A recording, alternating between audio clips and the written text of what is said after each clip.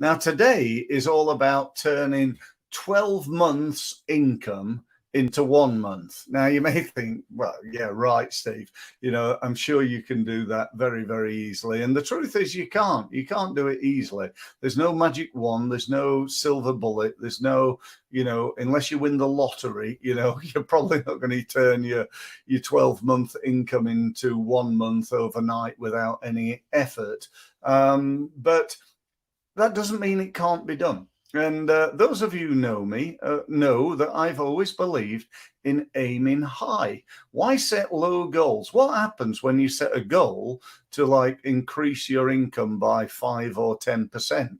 And the truth of the matter is you don't do very much because you don't really need to. This is not about that. My results mastery program is not about doing okay. Examine the words: results mastery, mastering your results, improving them significantly. That's what it's about.